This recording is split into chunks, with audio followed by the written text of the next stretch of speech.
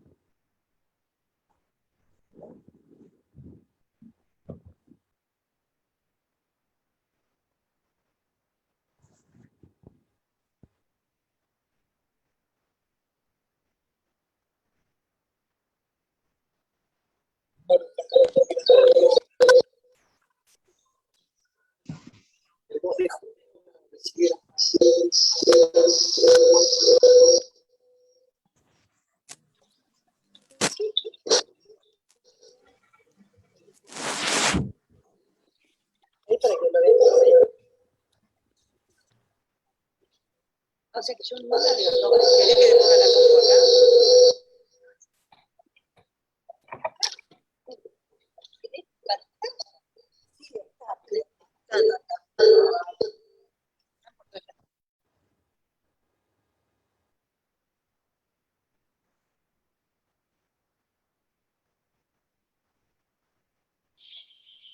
¿Te sirve?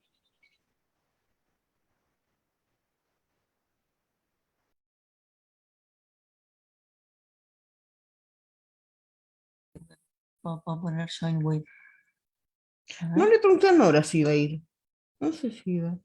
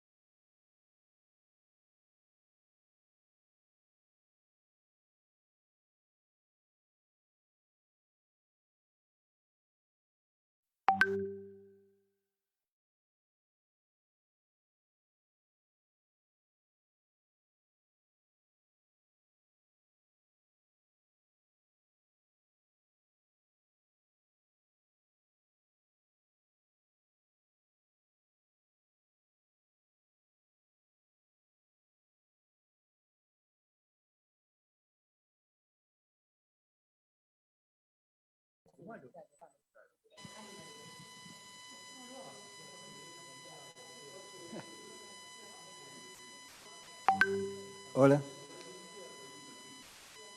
Hola, buenas tardes a todos, bienvenidos. Yo creo que estamos bien con el sonido, ¿se escucha bien? Para el tema técnico, ¿estamos bien? Bueno, para darles la bienvenida, simplemente, en nombre mío y de la Secretaría de Derechos Humanos, acá, no sé si estamos bien, ¿cómo estamos con el tema técnico? Acá me dicen que estamos bien.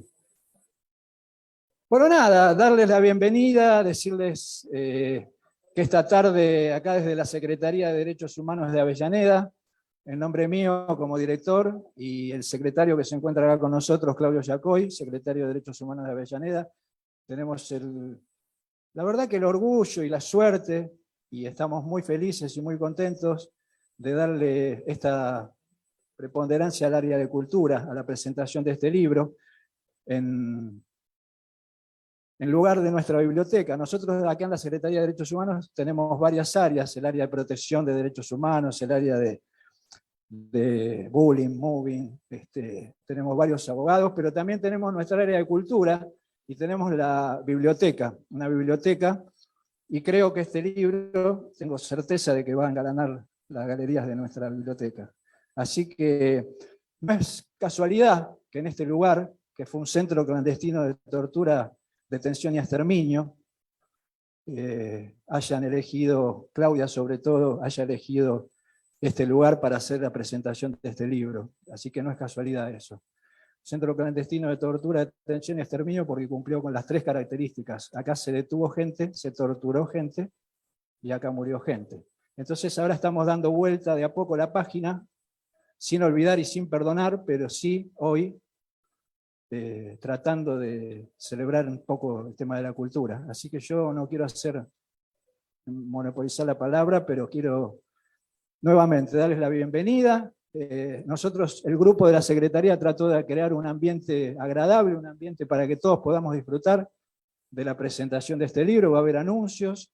Luego, al finalizar, yo les pido que, bueno, muchas gracias por la concurrencia. Es un día de lluvia, un día bravo. Y yo los dejo en compañía de Claudio Yacoy, secretario de Derechos Humanos, y el resto del equipo. Así que, bueno, bienvenidos. Muchas gracias.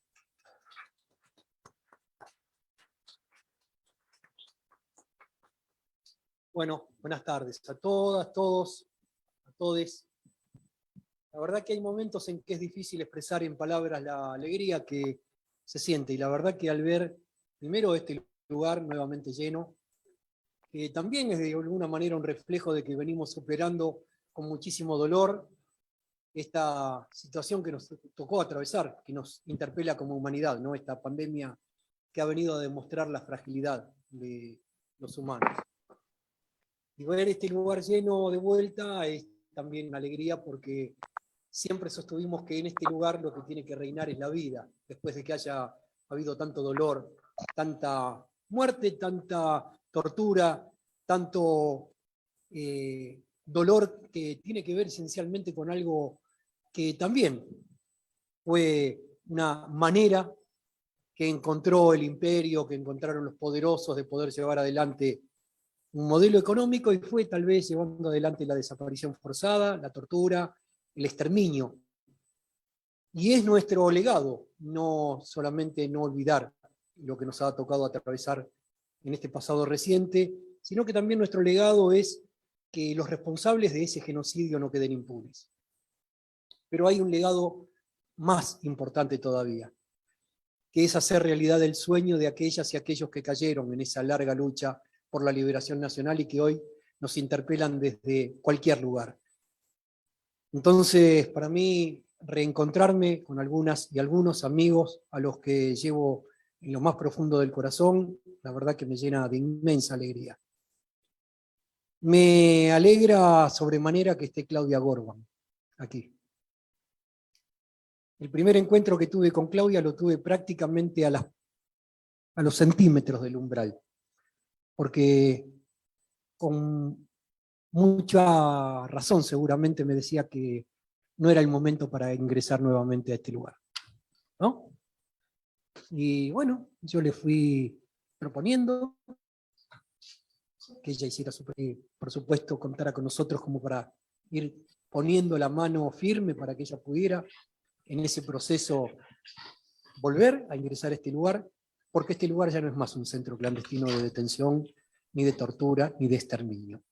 Este lugar, por decisión política del intendente Jorge Ferraresi, y por el esfuerzo que cada uno y una de los que trabajamos en este lugar, en esta municipalidad y en esta secretaría, hemos hecho, hoy es un espacio para la memoria, para la defensa, la promoción y la protección de los derechos humanos. Entonces, para mí es doblemente grato que estén hoy presentando este libro aquí, cosa que agradezco a Patricia profundamente que nos haya permitido ser anfitriones en esta casa que es de todas y todos, y sobre todo verla acá a Claudia, quien en estos días, tal vez digo algo que no sé si estoy autorizado, pero brindo testimonio. Tengo la dicha de ser uno de los abogados querellantes que lleva adelante la representación de las víctimas que les ha tocado atravesar en este centro y en otros. Llevo 5 juicios de lesa humanidad y eso a veces no me deja pensar en otra cosa, pero Claudia, sin dudas, con su testimonio valiente, ha permitido tener más claridad, más luz, sobre un proceso que desde muchos lugares, pero sobre todo del poder, se intenta silenciar, se intenta ocultar. Así que memoria para recordar qué es lo que nos tocó atravesar, quiénes fueron quién en este proceso nefasto que nos tocó atravesar, llamado dictadura cívico-militar, pero que en realidad se institucionaliza el 24 de marzo y reconoce antecedentes mucho anteriores de represión en nuestra patria. Entonces, memoria para recordar, verdad para poder echar luz en este proceso que todavía nos toca esclarecer ante tanta mentira, tanto engaño, tanto ocultamiento. Y justicia para poder sentar en el banquillo de los acusados a los responsables del genocidio reorganizacional que nos tocó vivir en la Argentina. Así que yo quiero agradecer a quienes escribieron este libro que nos permitan celebrar la primera reunión presencial. Todas han sido por Zoom, casi deshumanizándonos. Necesitamos volver al abrazo de los compañeros, compañeras, camaradas, porque así nos formamos. Así somos nosotros, somos querendones, somos de tocarnos, de estar en contacto. La virtualidad es bienvenida, pero no siempre ayuda a que uno pueda realizarse. Así que hoy estamos, creo que, de manera virtual y de manera presencial. No quiero quitarles un minuto más porque lo más importante es lo que tienen que decir quienes escribieron, quienes editaron, quienes trabajaron. Solamente quiero, en este 44 aniversario también del Día Nacional del Derecho a la Identidad, reconocer a las abuelas, por supuesto que a las madres, y a todos y todas los que creen que la Argentina nunca más tiene que volver a un proceso de dictadura cívico-militar, pero tampoco tiene que volver a un proceso neoliberal que con otros métodos vuelve a implementar la misma matriz económica, a perseguir y a desaparecer como lo vienen haciendo a lo largo de nuestra América Latina. Tengo el orgullo de ser uno de los abogados de Milagro Sala, recientemente regresado de Jujuy. Y les puedo asegurar que no es patrimonio solamente de las dictaduras poder llevar adelante el proceso del lawfare y la desaparición. También lo hace el gobierno de Morales y de Blaquier en Jujuy, y no puede triunfar la impunidad tampoco para ellos. Así que también desde aquí le decimos que todo pasa y que, como a los nazis, también le va a pasar. A donde vayan, los iremos a buscar. Muchas gracias.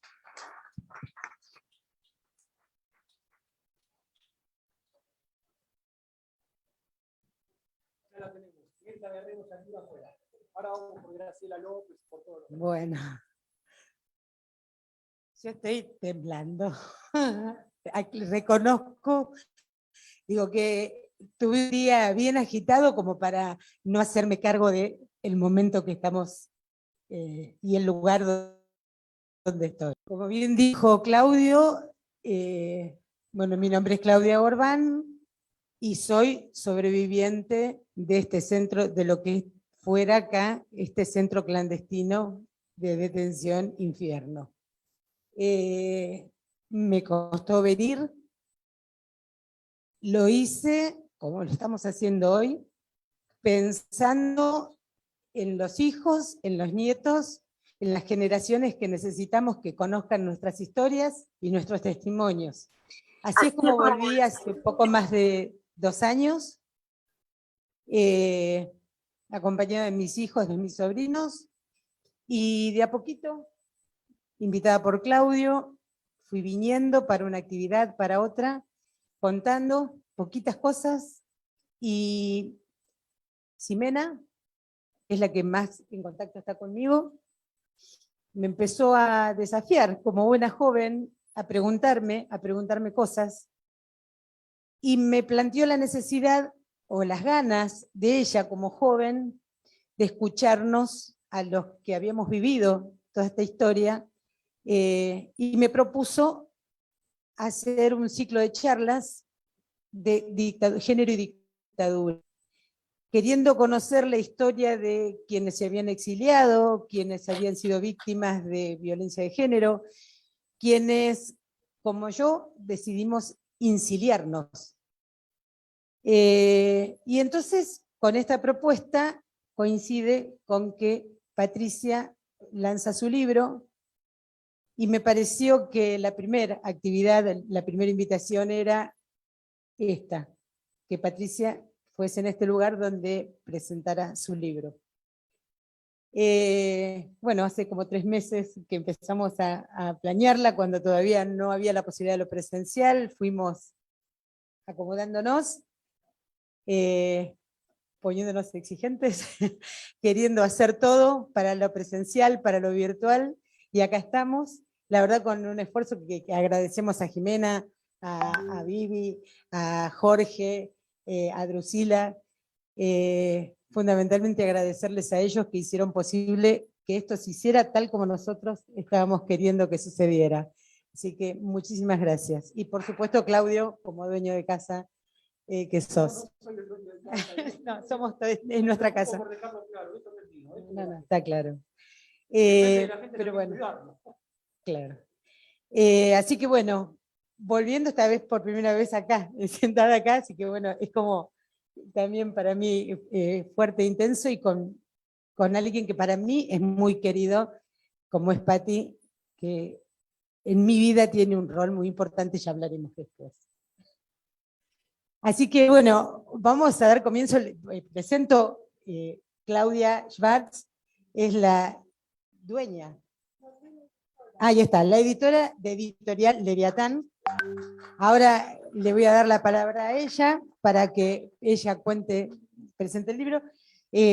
Cecilia Trossman, amiga de Patti, pero además, ya les voy a presentar, les voy a contar, pero ella va a hacer la presentación del libro, va a hacer en los comentarios del libro, Patti Weissman, que es la autora. Así que bueno, somos los que estamos acá presentes así. Le doy la palabra a Claudia Schwartz. Bueno, buenas tardes. La verdad que es para mí un momento muy delicado entrar aquí porque siempre que, digamos, no es la primera vez que entro a un ex centro de tortura y exterminio, pero siempre me corre un profundo estremecimiento. Y cuando miro las fotos, siempre pienso, ahora voy a encontrar a algunos de mis queridos compañeros de tantas cosas que la vida no me ha vuelto a reencontrar, ¿no es cierto?, con ellos. Bueno, entonces, esto es personal. Así también fue personal la primera llamada que hizo Patricia Weissman al teléfono de mi casa.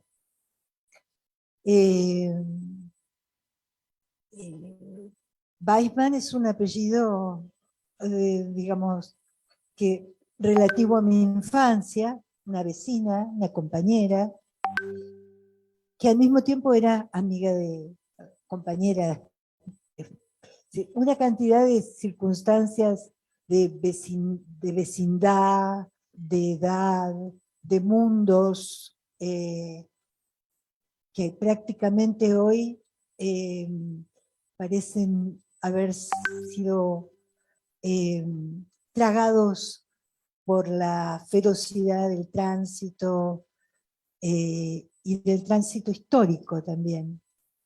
Porque bueno, sí, muchas de nuestras historias fueron devoradas, ¿no es cierto?, arrasadas, construcciones en las que estábamos comprometidos, comprometidas, y que fueron arrasados violentamente. El trabajo de la memoria que implica este libro, la memoria y la identidad, calzó perfectamente con la historia editorial del Leviatán. Nosotros somos una editorial que va a cumplir el año que viene 80 años. He nacido entre libros, aunque no tengo todavía 80, pero bueno, vengo de una familia ligada al libro y a la historia. Es decir, no cualquier libro, no nos dedicamos a la cocina ni a la pastelería, nos dedicamos a la historia, a las ciencias sociales, a la poesía y también a la memoria. La memoria oral, nosotros a través de Eve Clementi, historiadora y madre mía y madre de esta editorial, así como fueron una pareja, mis padres, que, digamos, solo trabajaron en el libro y socialmente. Entonces, Eve Clementi, que era una gran historiadora, pero en los años 90 comenzó a pensar que esa ruptura histórica que había significado la dictadura, una de las herramientas era recurrir a la memoria personal, porque de alguna manera había que reunir, surcir esos agujeros, esas fracturas que habían dejado esos arrasamientos de esos años feroces. Todavía hay mucho por hacer.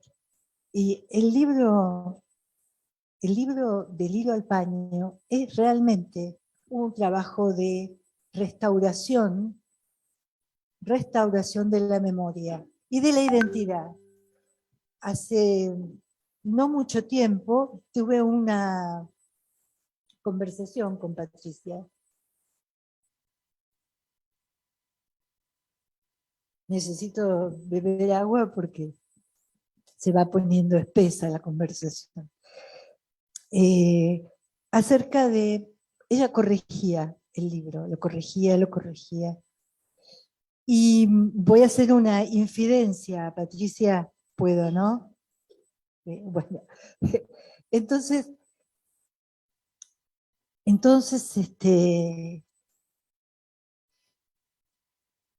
pero había algo que ella trataba de corregir que era imposible de corregir, que es quién es uno. Si ella, muy joven, tuvo que exilarse y aprender otro idioma, una lengua en la cual se formó, el hebreo, en la cual se formó, hizo su carrera, se doctoró, etc. Y después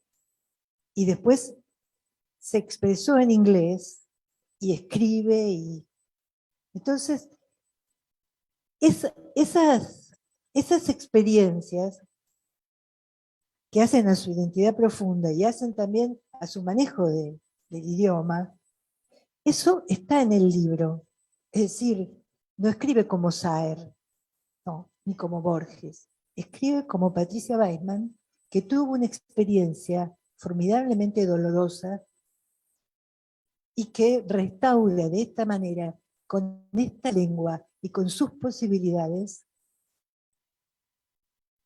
esta nueva realidad que es el libro. No es su vida, es una nueva realidad, una superación de todos sus dolores, y no solamente de los propios, sino que se hace cargo de un trabajo que me parece a mí fundamental, que es el trabajo sobre los antepasados, los ancestros. Ha hecho una investigación formidable y donde también para mí fue muy importante porque también mis ancestros han tomado el barco, han sufrido pogrom, han cambiado el nombre, han perdido, y han llegado a este país. Han llegado a este país donde las cosas tampoco fueron fáciles. Entonces, no fueron fáciles en aquel momento y reiteradamente no termina de cuajarse la promesa alberdiana, la promesa de la Constitución, ¿no es cierto? El artículo 14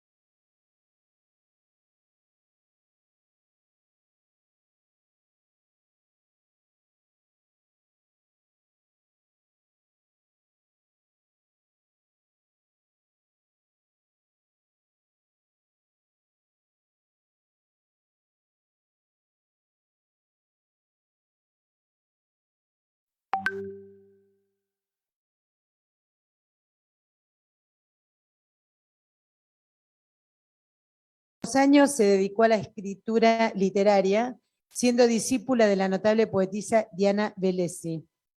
Publicó 2 novelas, Licencia para mentir y Riqueza clandestina, que recibieron críticas destacadas por parte de la prensa y otros medios. Paralelamente a su actividad de escritora y psicoanalista, incursionó en estudios de filosofía, profundizando en Spinoza y Nietzsche. Nos pareció que Cecilia era la persona, le pareció a Patti, que Cecilia era la persona indicada para presentar el libro Del hilo al paño, por su talento como escritora, por su saber como psicoanalista, para comprender profundamente a los personajes, por su conocimiento en filosofía, para poder analizar situaciones éticas y morales, por su amor a la literatura, a toda la manifestación del humano y por su compromiso con la historia. Y después Patti dirá por qué más. Hola, buenas tardes a todos. Estoy muy emocionada y muy feliz a la vez de estar en este lugar y de colmarlo de presencia, celebrando que se ha parido una nueva criatura. Cada libro, y más un libro como este, es una oportunidad de un viaje único, diferente cada vez. Si no se vuelve al dolor, digo esto en relación a lo que han comentado, ¿no? Si no se vuelve al dolor, si no se lo toca en una visita emocionada, el padecimiento dura y dura. Así como esta es una cuestión fundamental en la cura psicoanalítica y ha sido el pilar para que Freud inventara la clínica del psicoanálisis y le ha dado vida y pies para andar a través del tiempo, también sucede con el arte. Escribir sobre lo traumático, sobre los efectos desgarradores de persecuciones y guerras, de intimidaciones y de diferentes padecimientos, también posibilita una tramitación cuyo sentido es cesar en la insistencia de lo viejo. Del hilo al paño es una novela que cuenta, como sucede en las buenas novelas, muchas historias. Y cuando digo muchas, lo digo en serio. Lo que no significa que lo diga con una seriedad solemne. Porque esta es una novela seria que habla de situaciones muy serias, pero sin nada de solemnidad. Patricia Weisman nos ubica en algunos momentos del siglo XIX y básicamente en el XX, con la rigurosidad y solvencia con la que seguramente se dedicó al campo de la ciencia. No solo nos sitúa en el contexto y las vicisitudes de Rusia y alrededores y cómo se fue gestando la diáspora judía, sino también en las dificultades y enormes desafíos cotidianos, a la vez pequeños, cercanos, que han significado tales aventuras de vida para quienes la emprendieron. También les digo a ustedes, la mayoría de los cuales seguramente no ha tenido aún la suerte de haber leído Del hilo al paño, que van a tener una experiencia intensa y fuera de lo común. Entrarán a este libro como quien entra a una cita con alguien a quien todavía no conocen, pero después de unas páginas sentirán que ese desconocimiento se diluye y que empiezan a querer, a sentir cómo crece un lazo de amistad con la persona que tienen sentada o caminando junto a ustedes, contándoles situaciones importantísimas de sus vidas. y habrá intimidad. Una intimidad, diría, populosa. Cada uno de los 9, sí, 9 narradores les contará en primera persona sus circunstancias, sus temores y amores, sus alegrías o penurias, sus peleas y a veces los encuentros con la sexualidad y, por qué no, con la propia muerte. Vayamos al libro. 3 son las protagonistas principales de la novela: Kela y sus abuelas, Sil y Sorke.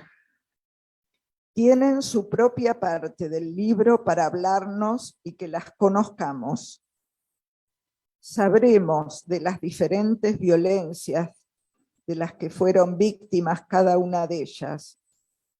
Sabremos también en qué hogares y circunstancias fueron creciendo y moldeando su carácter y pensamiento. Y por último, nos contarán cómo y cuál fue el refugio, cómo y cuál fue el refugio que les dio el amparo para sobrevivir y también para vivir, tan lejos las 3 de los lugares en los que habían nacido. La cuarta parte es la puntada final, la que nos termina de robar el corazón. Primero nos encontramos con Kela, una joven argentina, militante de izquierda, que en el año 1975 es capturada ilegalmente. La acompañamos en sus extremas circunstancias, con enorme sobriedad narrativa, hasta que puede emigrar y salva así su vida. Desde pequeña mostró su carácter rebelde y valiente, en medio de una familia que la estimuló para sobresalir. Los deseos maternos y su propia sensibilidad empática con los menos favorecidos se despliegan brillantemente en una escena que paso a leerles.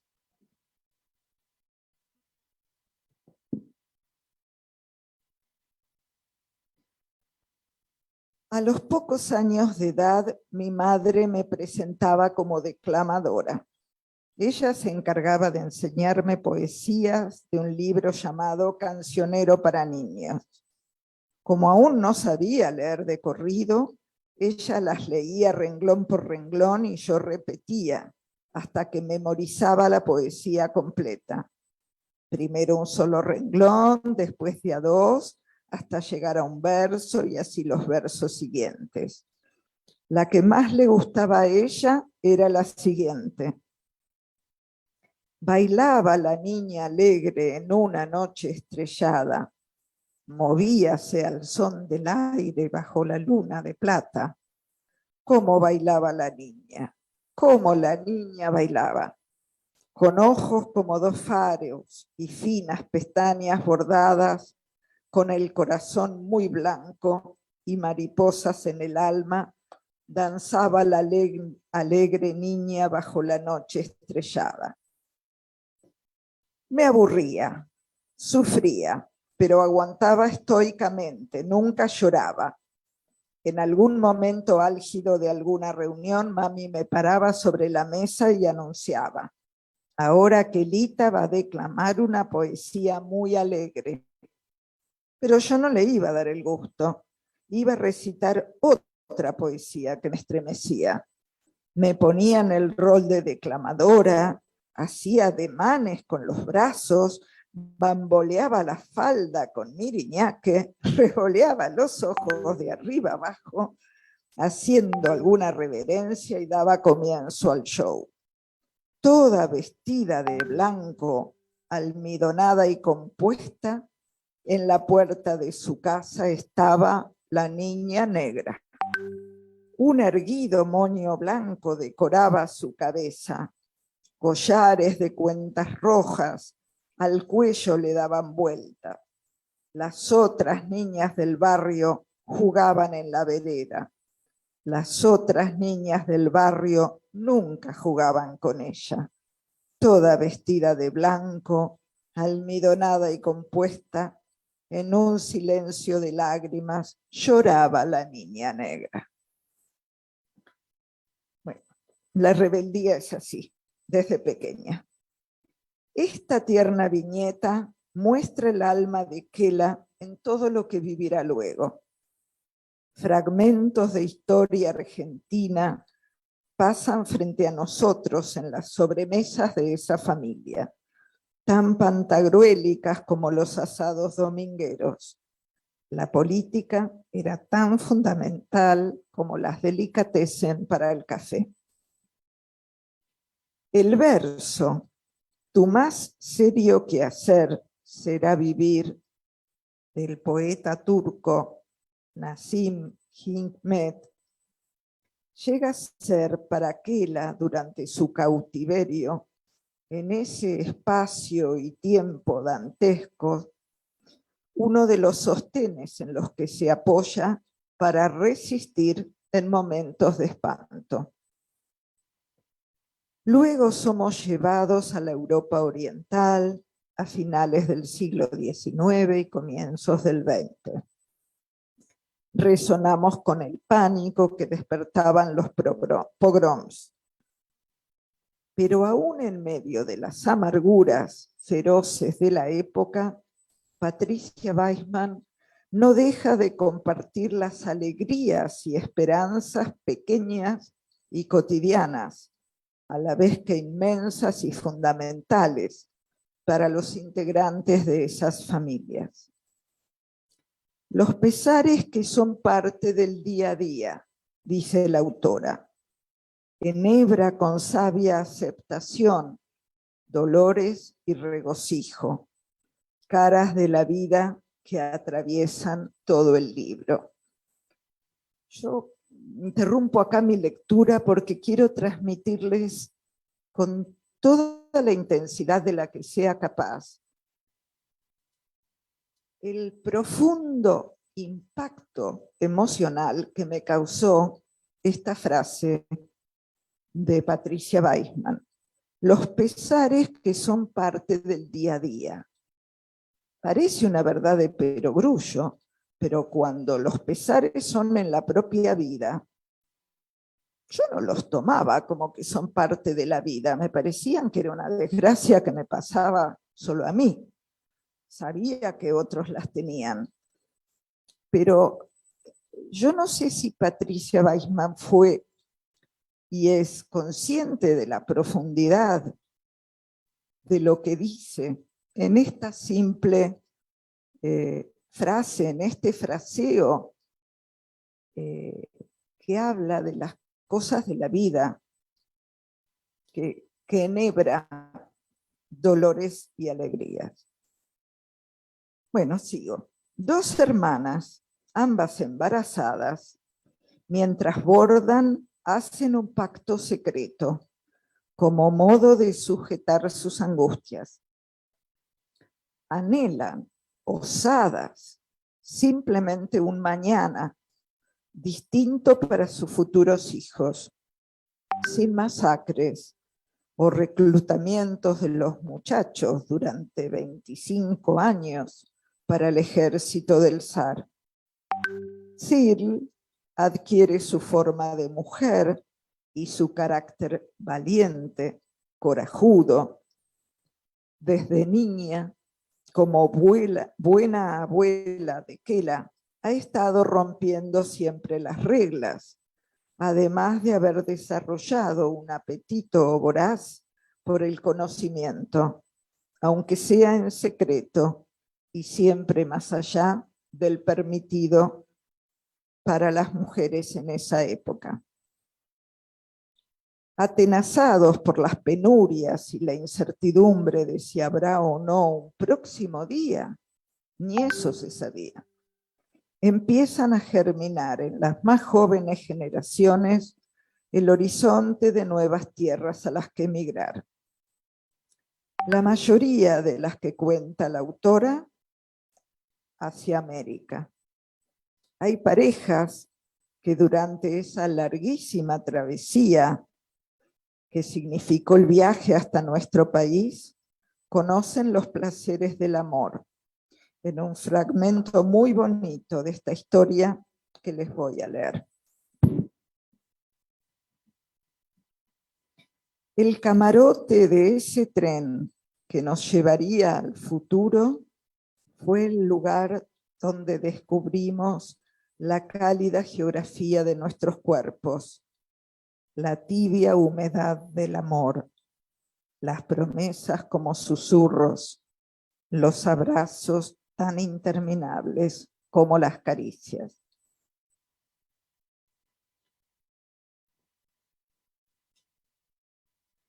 Llegamos así al comienzo inolvidable, tremendo, de la tercera parte, en la que Scholl, hermano de Zorque, la otra abuela, nos cuenta a nosotros, sí, a todos nosotros, cómo transcurre su segundo día de instrucción política y armada para la lucha revolucionaria.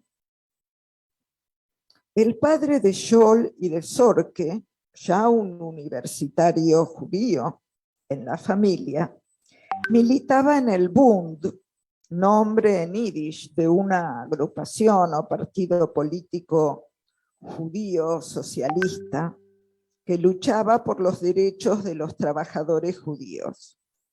Pero su hijo, Scholl, radicaliza su postura, dispuesto a jugarse la vida por una revolución sin vueltas.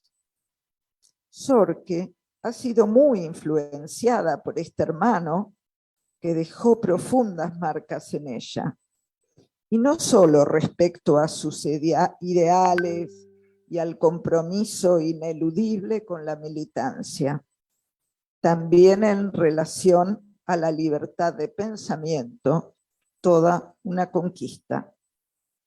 Zorque, una jovencita lúcida y entrañable, dedicó los primeros años de su juventud a la actividad política, oculta a los ojos de sus padres, siguiendo las ideas y propuestas revolucionarias de Trotsky, anhelando la formación del Ejército Rojo con entusiasmo y valor, hasta que en un enfrentamiento antisemita es perseguida y su vida pasa a no valer nada.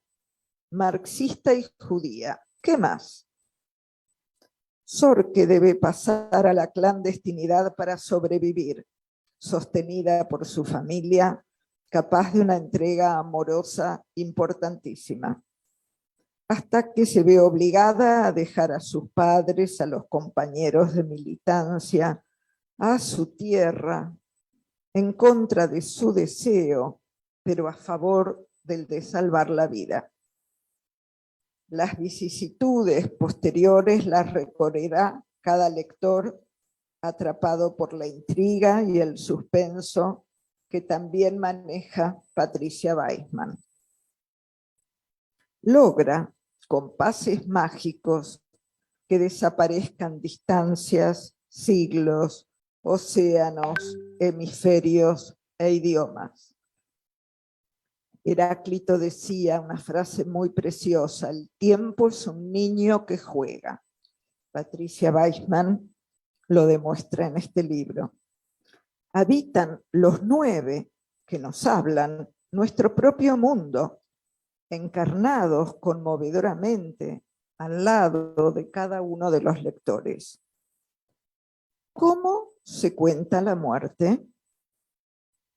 ¿Cómo hacen los cuerpos para dar soporte a la vida en medio del peligro? ¿Se elige emigrar? ¿Dejar lo propio para salvar la vida?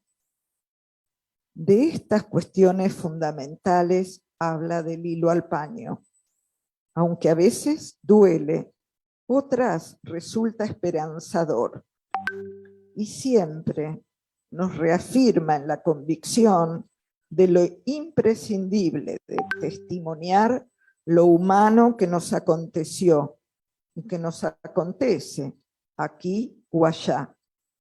Recuerdos fundamentales para poner un obstáculo a la repetición. Las diversas caras de las guerras, ese monstruo que quisiéramos dejar atrás.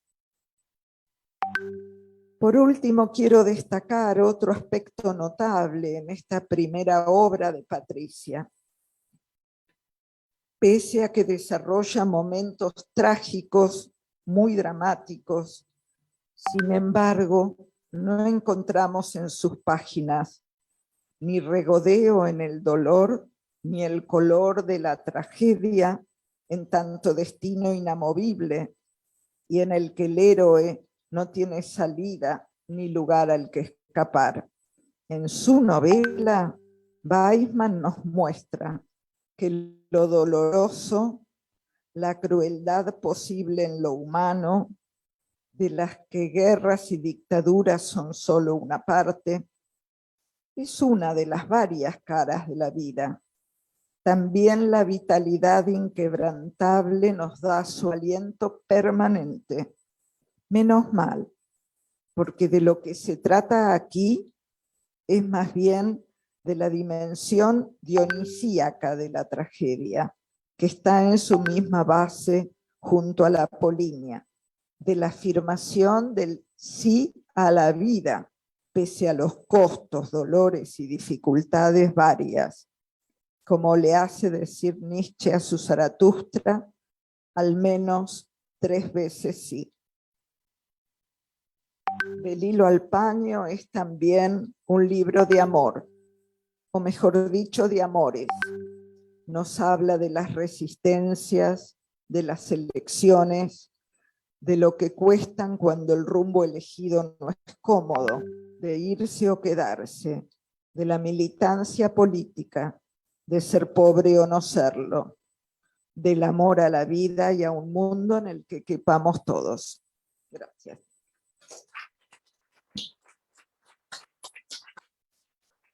Gracias, Ceci. Creo que queda claro por qué te eligió Patti para hacer esta presentación. Bueno, a mí me toca presentarla ahora a Patti, o Patricia Weisman. Me cuesta decirle Patricia Weisman. La solapa del libro la presenta diciendo que forma parte de la generación de la diáspora argentina, por la cual vivió más de la mitad de su vida en Israel, Estados Unidos y Canadá. Que Patricia no viene del mundo de las letras, se dedicó a las ciencias con una licenciatura en biología, bioquímica, máster en agronomía y doctorado en biología molecular. Hizo investigación y docencia en distintas universidades y desarrolló fármacos y productos biotecnológicos en la industria. Actualmente es asesora de instituciones públicas y privadas. Su vida está marcada por sus constantes viajes que la llevan entre Argentina y Canadá, donde viven sus 2 hijas y sus 4 nietos. Y agrego yo, con algunas escalas en Suecia, país donde vive la familia de Eduardo, su compañero, desde que también tuviera que exiliarse durante la dictadura, ¿no? Más allá del profundo respeto que siento por ella como profesional, estoy, como dije antes, y me emociona, presentando a alguien que para mí en mi vida es muy importante. Patti es prima hermana de mi madre. Tal como relata en el libro el personaje de Kela, son descendientes de una familia de esas que había de antes de decenas de hijos, con lo cual ellas tuvieron la suerte de tener decenas de primos y de tíos. No la misma suerte que tuve yo, porque mis tíos también fueron atrás de la patria prometida y también se fueron de este país, dejándonos a nosotros con la decisión de seguir permaneciendo en esta que era nuestra tierra prometida. Con lo cual, 6 meses de diferencia con Pati, ella hija de una de las menores de las hermanas, mi madre de las mayores, 6 meses de diferencia, ella es mayor, y apenas un poco más de 6 cuadras de distancia hicieron que desde siempre nos criásemos juntas. Con lo cual hay una figura que los árboles genealógicos no definen, están los tíos abuelos, los primos hermanos, pero la prima tía no existe, con lo cual entre nosotras es mi tía. Hemos compartido confidencias, vivencias, historias, travesuras. Hemos compartido la vida misma aún a pesar de la distancia que nos impuso la decisión, las diferentes decisiones. Ella de exiliarse y yo de insiliarme. Estábamos recordando el otro día, casi se van a cumplir 25 años desde que en una de sus primeros regresos, quizá desde mi corazón siento que fue el momento en el que Patricia empezó a emprender su retorno. Ahí está Patria. Nos juntamos frente a la mesa familiar con esta misma foto y empezamos a desgranar la historia de esta familia.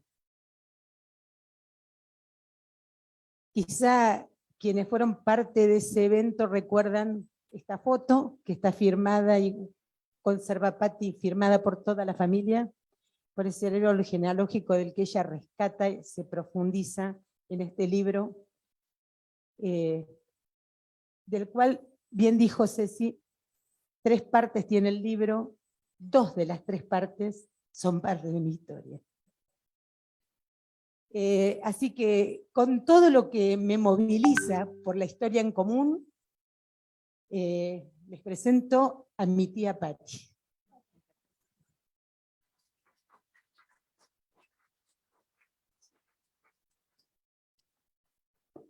Bueno, gracias por la presentación hacia mí, gracias por la presentación del libro.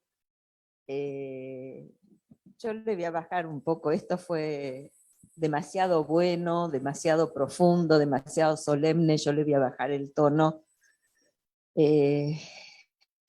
para no quebrarnos, ¿no? Y lo que puedo decir es que es para mí un honor realmente que esto se esté desarrollando un 22 de octubre, que es, como nos dijo Claudio, es el Día del Derecho a la Identidad, el Día Nacional del Derecho a la Identidad. Y que mi libro, este libro, esta novela que escribí, se esté presentando en el Día del Derecho a la Identidad, es muy fuerte.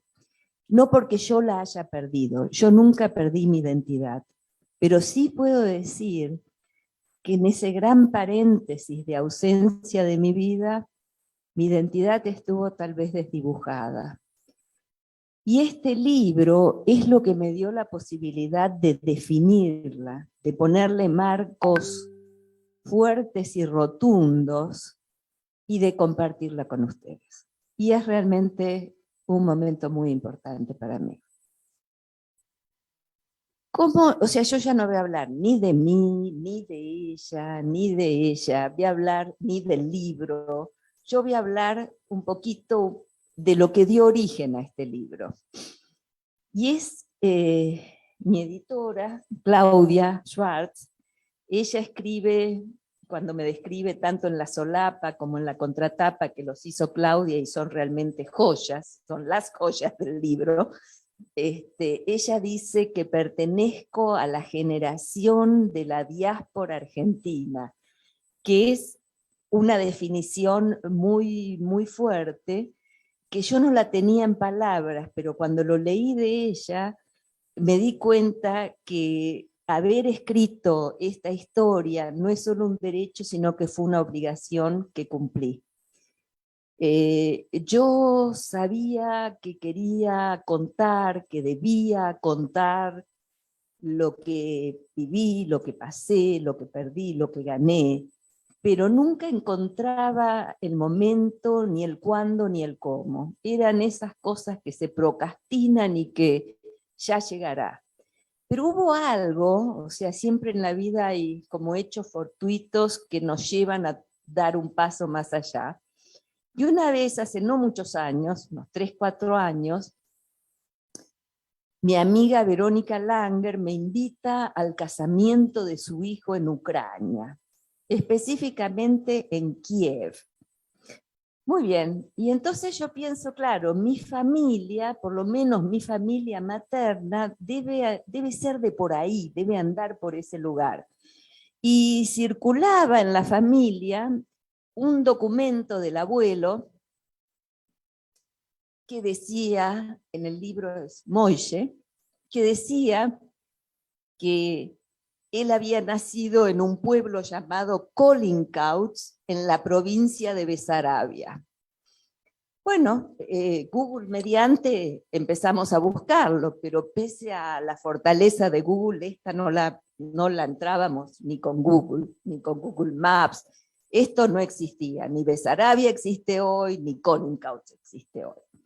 Y gracias a la ayuda de otro gran amigo, Natán Elkin, averiguamos dónde era el lugar, porque él consiguió un mapa del año 1835, donde no solo estaban todas estas ciudades, sino que estaban en letras latinas, porque hay mucho, pero en cirílico, y no llegamos hasta ahí.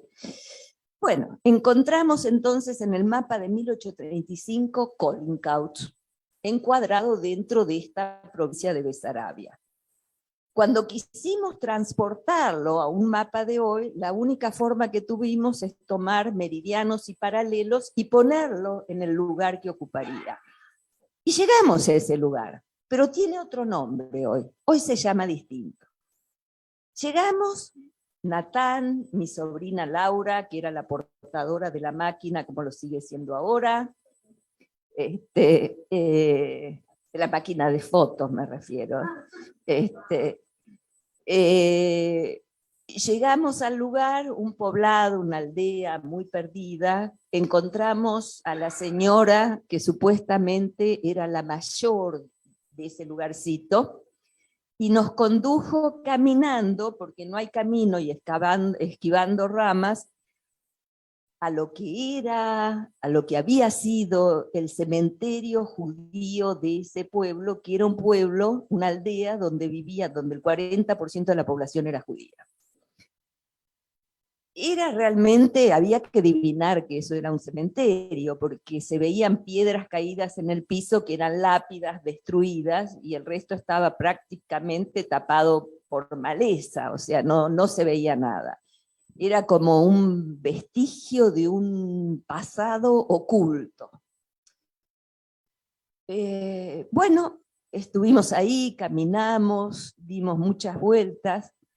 Yo salí de ahí con mucho, mucho pesar, porque era como que eso había dejado de existir, no había una placa, no había un árbol, no había un papelito que diga, no había nada de nada, era la nada, era la tierra arrasada de un pasado que no existe. Y la verdad que me asustó muchísimo, porque si bien mis abuelos no estaban ahí porque emigraron a Argentina, seguramente la familia de ellos, los padres, habrán estado ahí, me imagino. Pero era imposible leerla, estaba todo absolutamente destruido. Y sentí dos cosas ahí. Una era que eso era un desastre, que yo tenía que hacer algo para transmitir esa historia de los abuelos, o sea que me correspondía. Yo de esta familia llegué a ese lugar y no podía mirar para otro lado. Pensé también qué afortunados que somos acá por la política de derechos humanos que tenemos, que acá nuestros desaparecidos no van a quedar en el olvido nunca, nunca, están grabados a fuego. Y miren que faltan muchas cosas por hacer, realmente faltan, pero lo que está hecho vale. Y entonces vine muy decidida a escribir la historia de los abuelos, y después era como una cosa, como esas bolas de nieve que van increyendo. Entonces, pero si es de estos abuelos, ¿por qué no de los otros? Y si es de los otros, ¿por qué no la historia de los 70? Si todos estamos atravesados por el exilio y el dolor, si todo es producto de una migración que se mueve no por la ambición personal, sino por la desazón y por la necesidad de sobrevivir. Si estamos en lo mismo, acá hay una unidad. Y así es que empecé a escribir esta novela, que lo digo muy claramente, es una novela, es ficción, no es ni un libro de historia ni mi autobiografía, es una novela y quiero que lo siga siendo. Cuando yo pensaba, ¿qué quiero sacar de esto? Había un triángulo que me volvía permanentemente, y yo lo llamaba mi triángulo de las 3 M's. Yo estoy en las 3 M's, o sea, las 3 M's tienen que estar en este libro. ¿Y cuáles eran mis M's? Eran militancia, memoria y mujeres. Y estoy muy contenta, porque pienso que mi libro habla de la militancia, la memoria y las mujeres.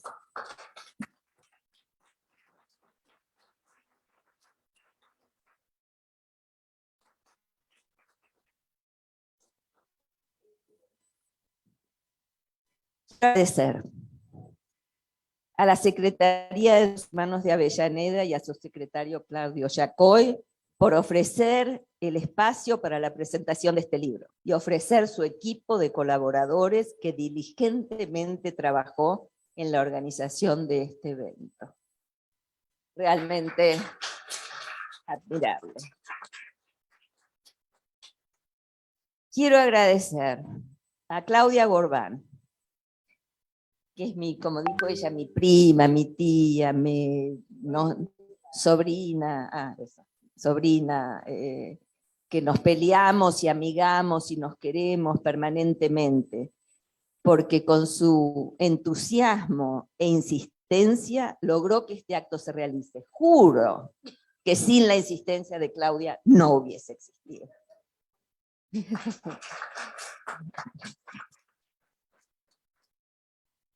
Quiero agradecerle a Cecilia Trosman, que yo siempre la llamé mi compañera de banco. Somos compañeras del colegio secundario y éramos compañeras de banco. Ella siempre me corrige y dice, no se dice de banco, se dice de asiento. El banco es donde están las cuentas bancarias. O sea, fuimos compañeras de asiento. Crecimos juntas. Ella siempre fue más grande que yo. Pero, y por eso puedo decir que aprendí mucho de ella. Me condujo de la mano en los avatares de la vida.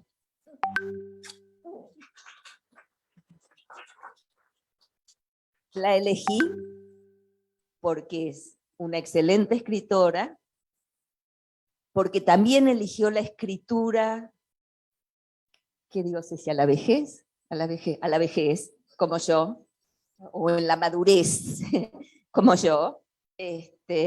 Y bueno, es un honor para mí que ella haya presentado mi libro. Quiero agradecer a Claudia Schwartz por confiar en mi obra y publicarla. Muchas gracias. Yo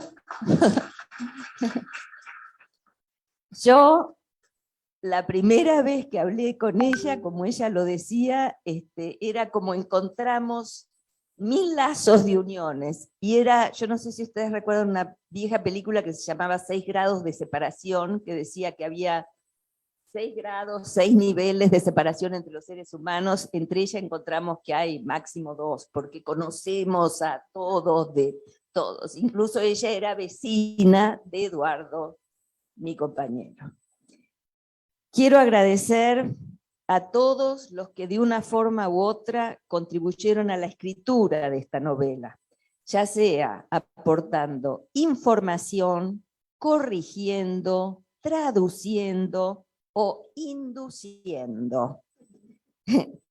léase, Mónica Sifrin, Lili Tepliski, Jacob Rubel, Claudia Alché, Julio Mazo, Laura Streger y Natán Elkin.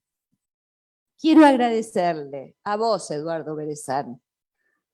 Yo lo digo porque él está acá en esta pantalla mirándonos. A vos, Eduardo Berezán, que es mi compañero, que confió en mí para esta tarea y no dejó de alentarme. Y me empujó muchísimo cada vez que yo flaqueaba. Y además de todo, te digo, feliz cumpleaños.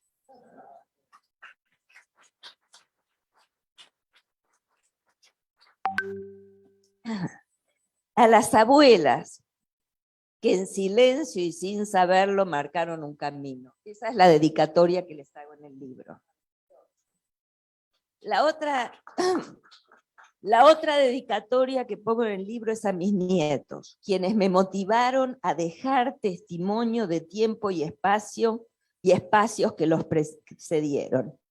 Y después yo seguí pensando, ya cuando la obra ya estaba terminada, que no es solo a ellos, no pienso solo en ellos, pienso en mis hijas y mis sobrinos nietos, y a los jóvenes que no tuvieron la posibilidad de escuchar de estas historias que hemos vivido. Y por supuesto, un gran agradecimiento a todos ustedes que me están acompañando en esta.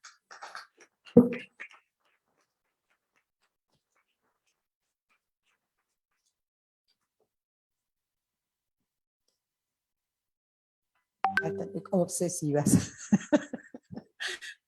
Bueno, abierto a que hagan preguntas. Los que leyeron el libro, los que no lo leyeron. El libro está a la venta, lo tienen acá. Acá por una cuestión de facilitar el cambio está un poquitito más barato que en las librerías. Está a 1.000 pesos. Y se encuentra, no está en cualquier librería, en muchas.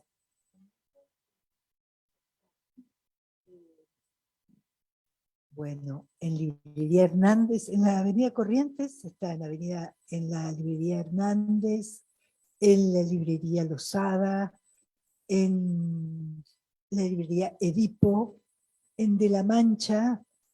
Esas son todas las librerías por la Gran Vía del Libro, que ya prácticamente está tan raleada por el larretismo, o el latratismo. Después está en Librería Norte, justo enfrente de la Facultad de Ingeniería de las Heras y Ascuénaga, la Librería Arcadia en la calle Charcas, entre Montevideo y Paraná. Está en Eterna Cadencia, por Palermo, digamos. Sí, cualquier cosa, además, pueden escribir a distribuidora Leviatán @gmail.com, es fácil, distribuidora. Y acá lo tienen más barato, pero digamos, cualquier cosa que fuera en otra provincia o qué sé yo, también pueden. Sí, te estaba diciendo que también los que no viven en Mercado Libre. Raquel, a las que encuentro.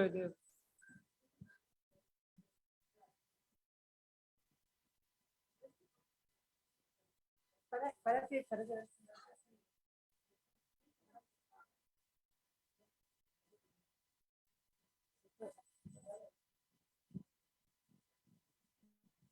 Decir gracias porque me imagino el camino de mis abuelos y el camino de los padres de que fue el papá de mis hijas. Gracias porque nunca me imaginé que se podía hacer un libro contando una historia sin conocer parte de esa misma historia, pero sentirse parte de la historia. Cuando yo soy primera generación de Argentina, mis padres son polacos, Mis abuelos vinieron de Polonia después de la Primera Guerra Mundial, dejando todo, absolutamente todo. Nunca nos quisieron contar la historia, tenían miedo, mucho miedo. Cuando le queríamos preguntar a mi vieja, hoy huía. Mi vieja tiene 99 años, menos nos va a querer contar ahora.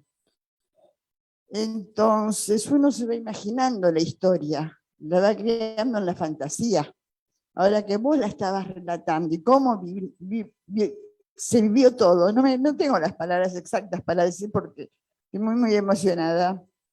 Vuelvo a decirte gracias, porque pude imaginar, pude recorrer mentalmente todos esos lugares, todos esos cementerios, todo lo que puede ser Polonia hoy día, a pesar que en uno de los viajes de mis viejos pudieron encontrar su casa materna en Varsovia, en el mismo lugar donde estuvo el gueto, pero no encontraron absolutamente más nada, o sea que no hay herencia, no hay primos, no hay tíos, no hay nada, solo lo que nos criamos acá en la Argentina. ¿Qué pasó?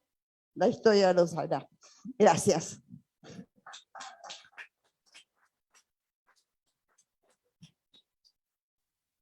¿Alguien más quiere preguntar? Acá hay agradecimientos a todos los que hicieron posible el encuentro reparador y conmovedor. Felicitaciones, Patricia, un fuerte abrazo a Cecilia Trossman. Yo que leí y estoy leyendo por segunda vez, no acostumbro leer libros por segunda vez, pero en este caso les cuento mi vivencia personal. Claro, la primera lectura lo devoré, porque a pesar que es una novela y a pesar que no es una autobiografía, obviamente hay historias que uno identifica y reconoce y personajes que inevitablemente uno reconoce. Y escenas en las que por ahí comparto con mi marido diciendo, qué gusto de helado le gustaba al tío. Mi marido tenía heladería y hay una escena donde los personajes van a comprar helado, y entonces es como que uno va proyectando a cada uno. Pero ayer puntualmente la llamé a Pati y le pregunté porque hay dos escenas que para mí son muy intensas. Una escena en particular que es muy intensa y una frase y un momento del libro que no lo quiero leer y quiero referirlo. Hay una escena en la que Kela está sola en el departamento de su amiga Wendy. Sí, bueno, decilo vos. A Wendy.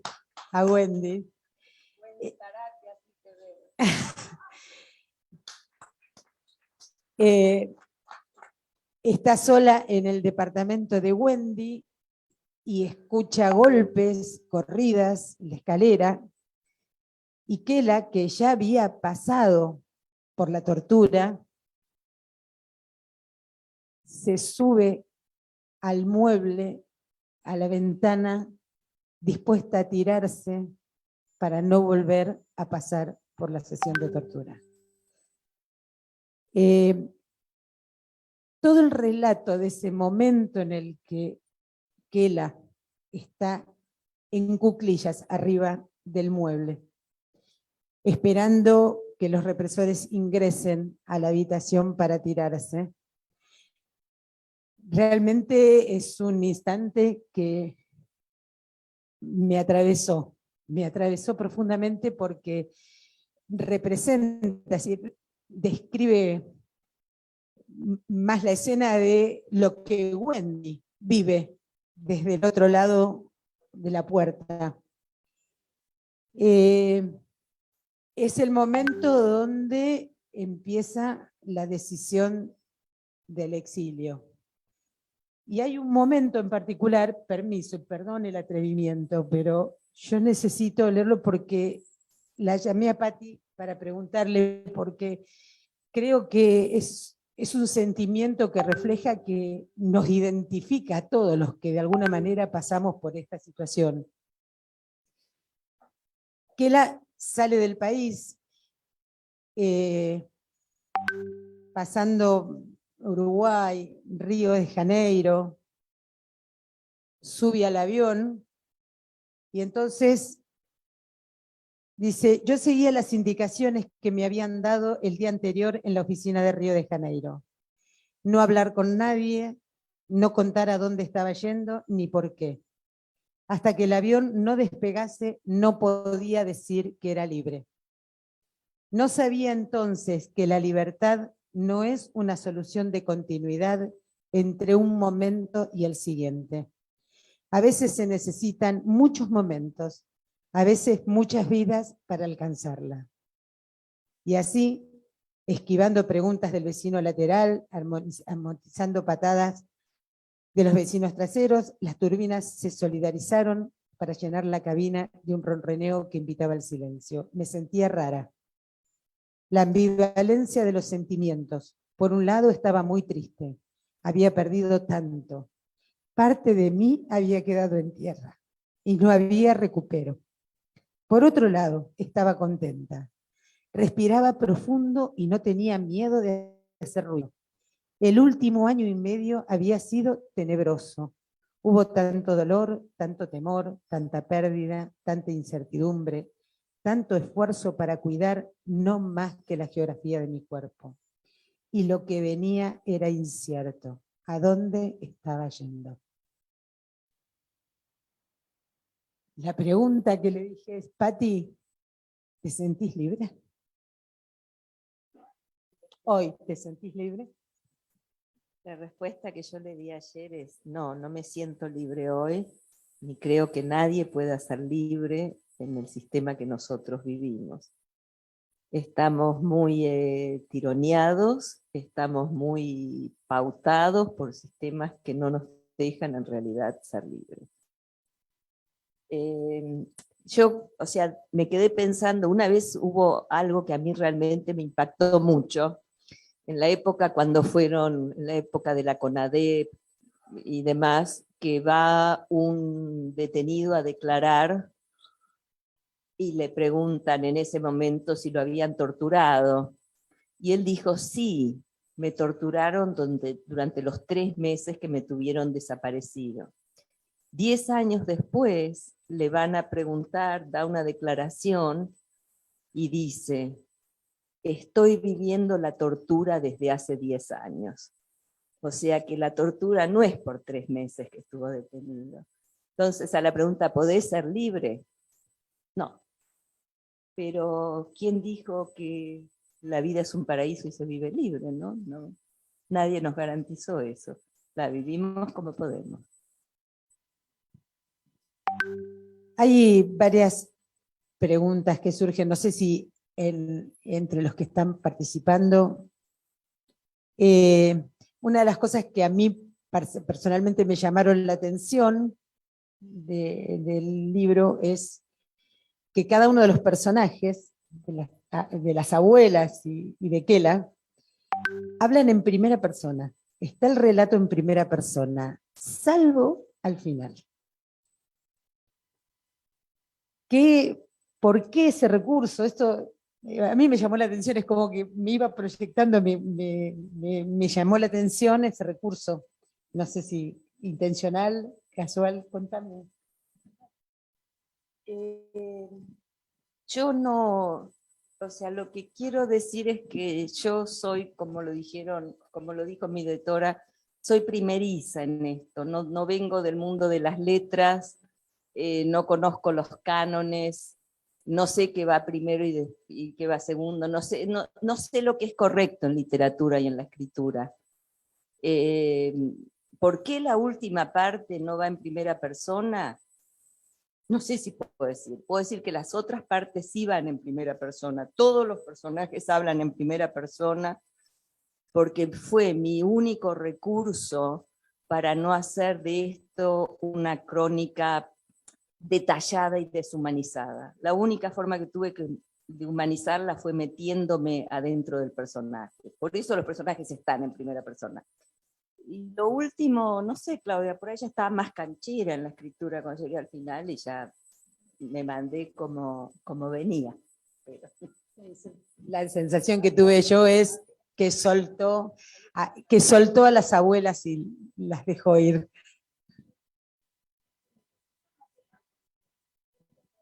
Potencia.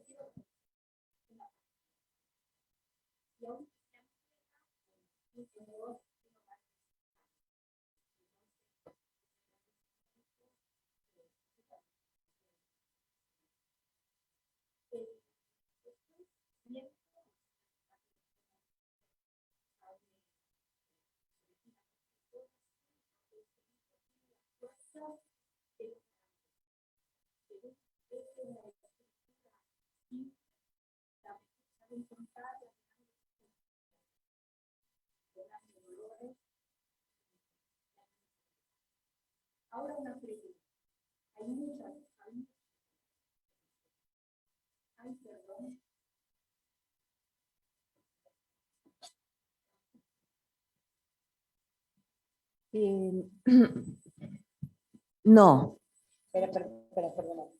Están pidiendo que repitas la pregunta. no, Claro, lo que pregunta la pregunta es que el libro tiene mucho dolor, si hay perdón.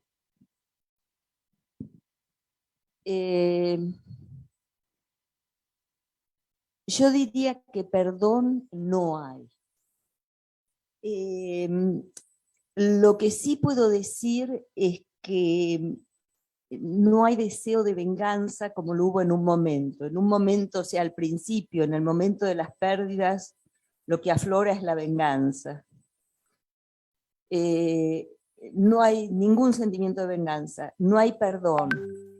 Pero también he llegado a un momento que puedo vivir con esto. O sea, que es como cuando a uno le sacan mucho, pelea, pelea y pelea. Yo ya no peleo, pero no hay perdón, busco justicia.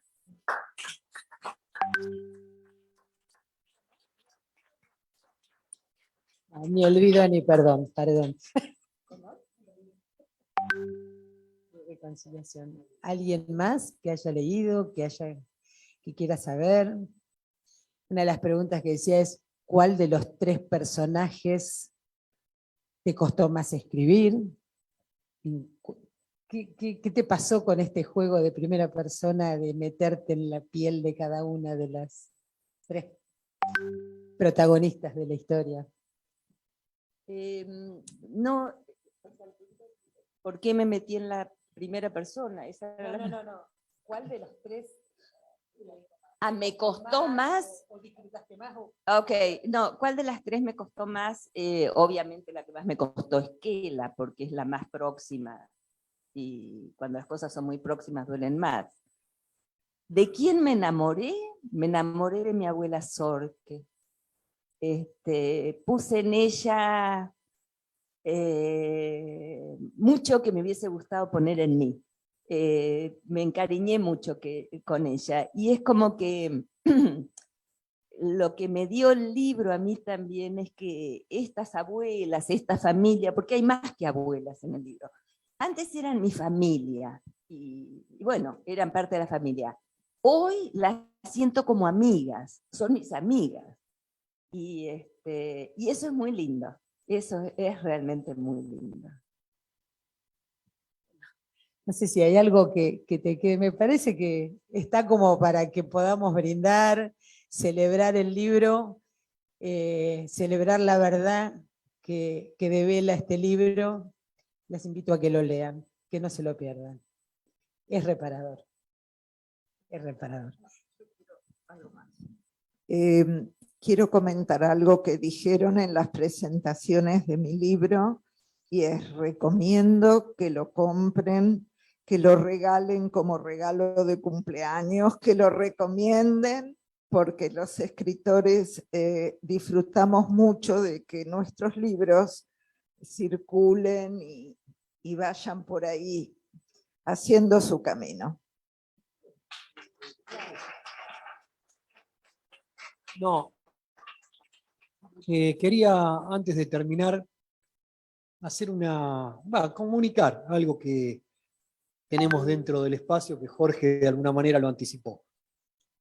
Este lugar hasta el 2016 funcionó como una dependencia policial, llevando adelante las mismas prácticas que justamente se llevaban y por los delitos que estamos juzgando hoy a los responsables de aquel genocidio.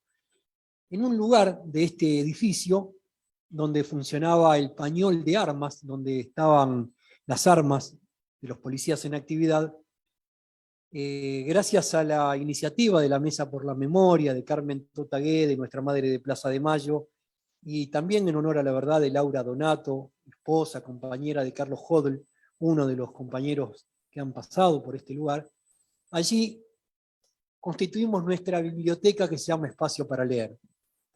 Por supuesto que cambiamos armas de destrucción masiva por otro tipo de armas, que son a las que ellos le tienen tanto miedo. Por lo tanto, la verdad que también invitarlas e invitarlos que cuando quieran, desde las 8 de la mañana hasta las 5 de la tarde, este lugar permanece abierto y a veces hasta más tarde, pero hay que volver a recuperar el hábito. Y esta biblioteca tiene una particularidad: hay 5.000 de libros que forman parte del comercial, que pueden venir y encontrar obras total y absolutamente inéditas que han sido donadas y que forman parte de este patrimonio. Nada, y lo quería también poner como una invitación a que no solamente, claro, pueden venir y donar, y también, por supuesto, venir a leer lo que seguramente no van a encontrar en otro lugar. Y si la autora y la editora así lo desearan, también proponemos que este sea un lugar de venta del libro. Esta comunidad de Avellaneda no tiene por qué privarse o ir tan lejos para poder tener acceso a un libro tan importante como Del Hilo al Paño. Así que queda hecha la propuesta de que este lugar también pueda ser un punto de comercialización del libro. Bueno, de hecho, quiero contar que desde que estoy aquí en este lugar hace 11 años, fui, entre otras cosas, 8 años concejal, presidente del Consejo Deliberante, y 4 años intendente interino, y abrazo la causa de los derechos humanos desde hace muchos años. Y una de las cosas que me quedaron es que no podemos recibir regalos, presentes a título personal. Cada cosa que nos llega va a parar al lugar donde habitamos, donde pasamos muchas horas de nuestra vida, y este libro donado va a formar parte de nuestra biblioteca Espacio para Leer. Así que muchísimas gracias.